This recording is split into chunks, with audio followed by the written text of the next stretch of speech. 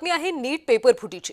नीट paper फुटी प्रकरणी एक महत्त्वाची घडामोड समोर येते। लातूरमधल्या नामांकित डॉक्टरांची सीबीआय कडून चौकशी केली जाणार आहे। डॉक्टरांनी नीट परीक्षेचा पेपर विकत घेतल्याचा सीबीआयला संशय आहे।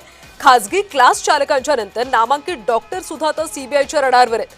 पीव्ही कुलकर्णीच्या संपर्कात लातूरमधले नामांकित डॉक्टर होते।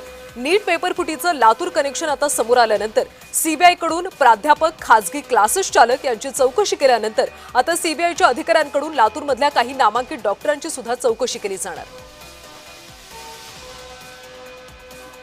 आणि या सगळ्या संदर्भात अधिकचे अपडेट्स देतात आमचे प्रतिनिधी अजय घोडके सध्या आपल्यासोबत जोडले गेलेले आहेत। अजय, लातूरमधले अनेक क्लास चालक होते, त्यांची चौकशी करण्यात आली आणि आता डॉक्टर सुद्धा रडारवर असल्याचं कळतंय। लातूरमधले कोणते नामांकित डॉक्टर सध्या समोर येत आहेत, काही अधिकची माहिती मिळतेय का?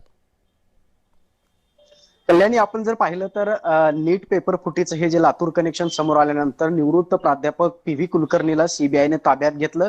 त्याची दिल्ली आणि पुण्यामध्ये कसून चौकशी केल्याच्या नंतर लातूरमध्ये सुद्धा त्याचे काही धागेदोरे सापडतात का या संदर्भातली सखोल माहिती त्या ठिकाणी सीबीआयच्या पथकाकडून घेतली जाते।